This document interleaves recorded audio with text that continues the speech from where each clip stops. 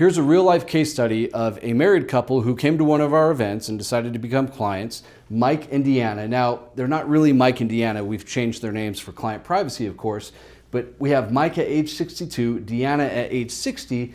They live here in Las Vegas. Their Social Security is $24.90 for Mike at full retirement age. That's what FRA is. And Deanna, her full retirement age, 67, she'll receive $1,982 in Social Security every month. Now, their fuel for retirement, their accounts, they have almost $700,000 approximately in traditional IRA money. This is pre-tax from their 401ks. They have approximately $90,000 in Roth IRA money, so this is going to be tax-free upon withdrawal. And then they have a joint brokerage account, so just a regular taxable investment account of approximately $270,000. So they have just over $1 million for retirement. They came to one of our events and they approached us and they said, hey, we like what we heard. We want to see what it would look like if we were to retire right now rather than working a few more years. So what we did is we sent them our budget list. Now, this is a list of everything that we all spend every month, right? Property taxes, phone, internet, groceries, you name it. And we had them complete that. And here are all the expenses that they came back to us with. We have some expenses that will end or one-off, right? So these are your mortgage principal and interest. So they have 3 years left of their mortgage at $2,259. Mike, his private health insurance, since he's retiring before age 65, before Medicare, is going to be $1,072 a month.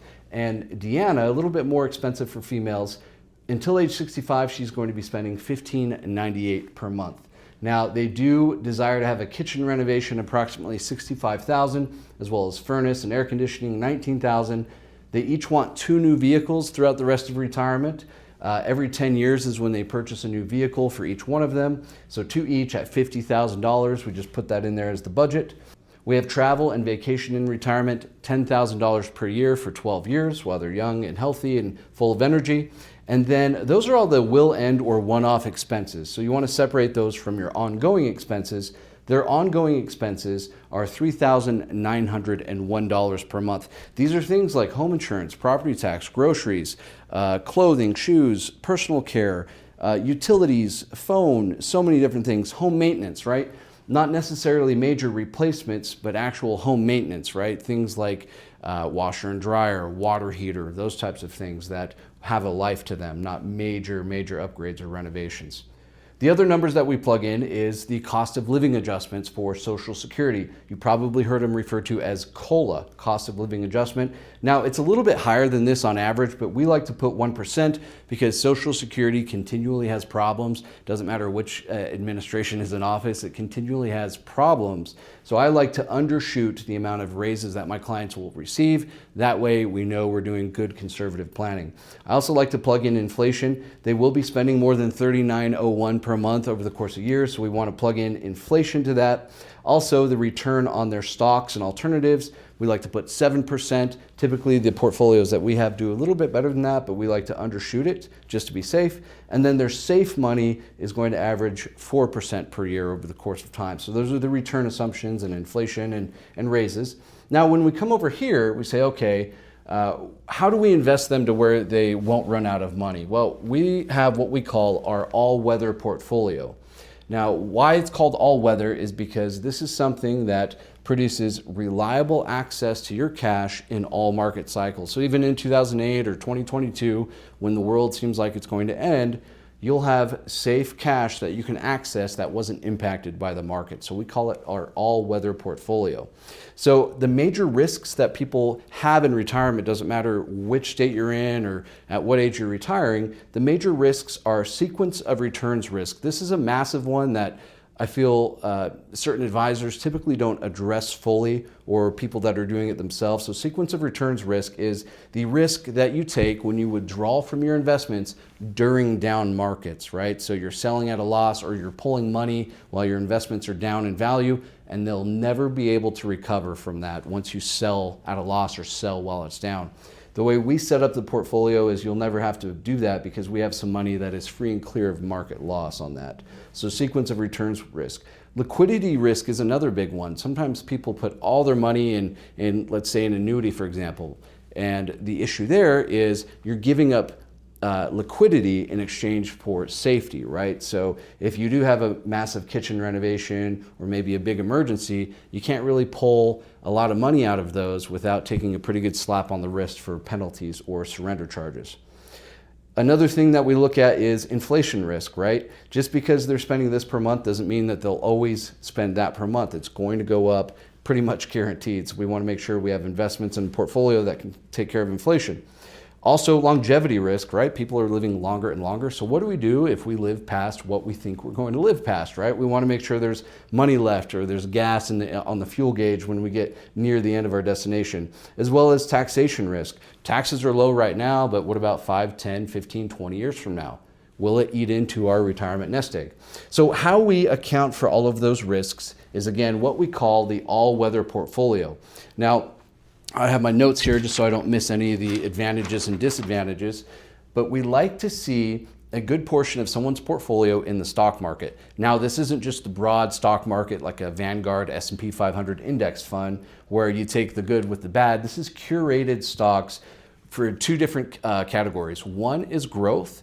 Two is dividend increases. So a curated basket of stocks for roughly 50% of someone's portfolio. Again, this will change based on someone's goals and risk tolerance, but this is just the example and what we're using here for this case study for Mike and Deanna. Now, the downside to stocks are, one, there's no guarantees, right?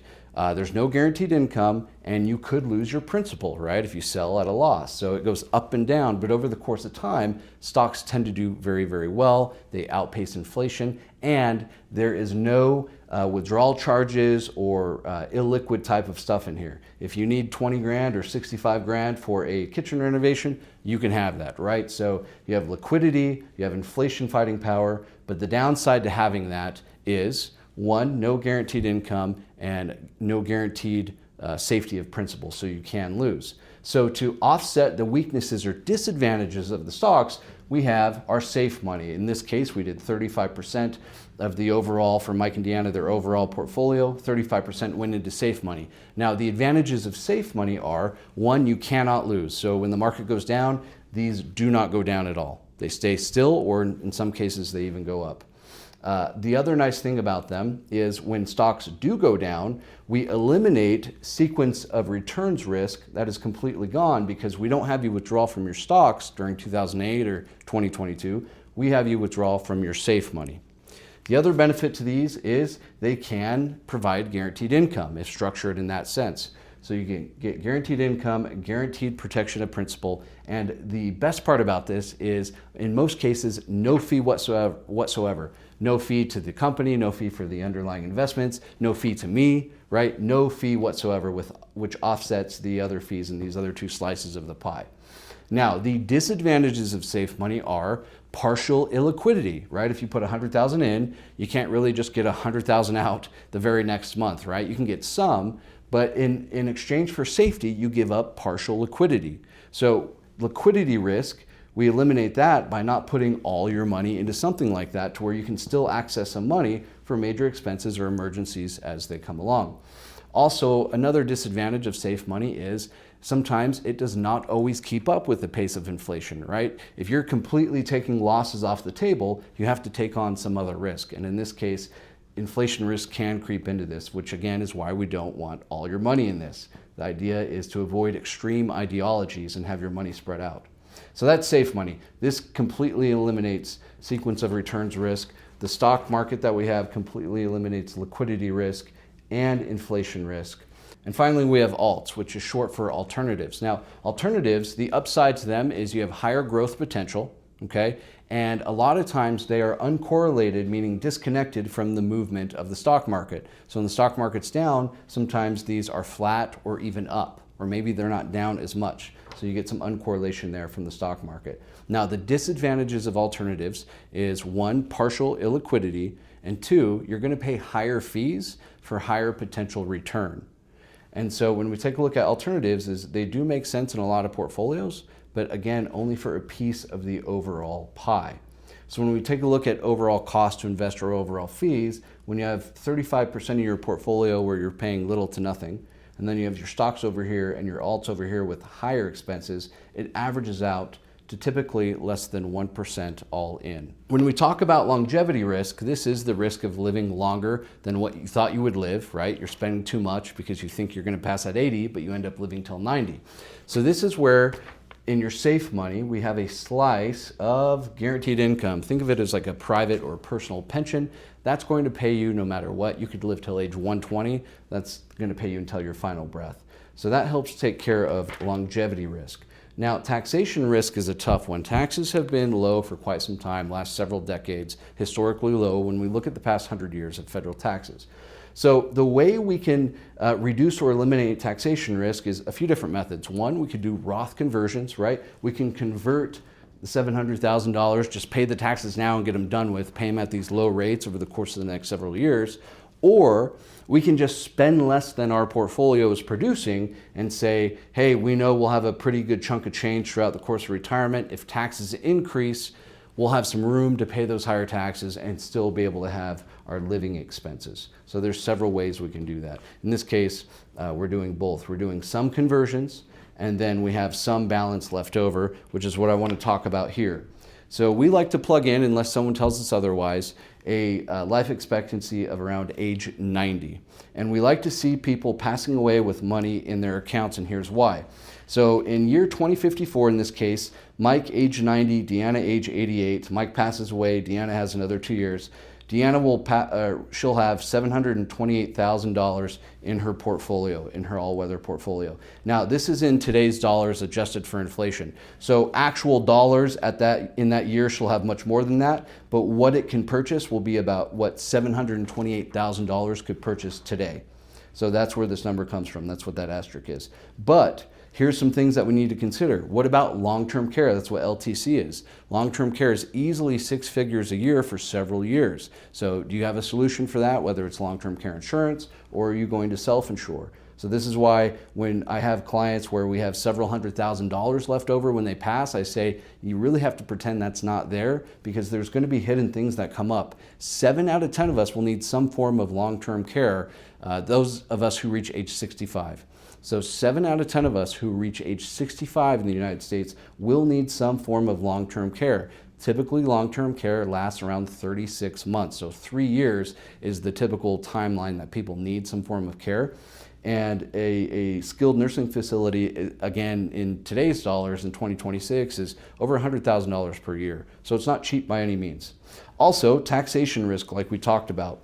Just because you have this left in the bank, this is assuming that tax rates stay the same the next 30 years, which it's likely they won't. So just because Mike and Deanna end up with $728,000, I say, really pretend that you don't have that much at all because there will be things that come up. Now, what I'm going to put up on the screen, if I haven't already, is the digital version of this, what we go over when you have your discovery session and your planning session and your implementation session. This is the plan that our clients see. We either go through this with them remotely, or if they're here in Las Vegas, we put it on our big screen here in our conference room.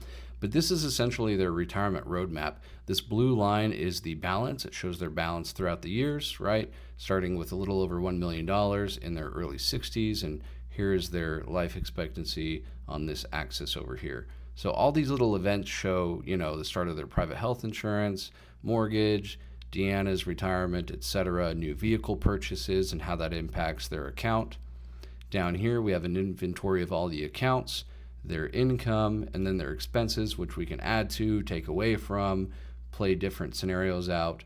What I love about this is we can do a what if, right? What if Deanna works an extra couple years? What if they spend more? What if they spend less? Or if they say, hey, we're very tax sensitive, let's optimize that.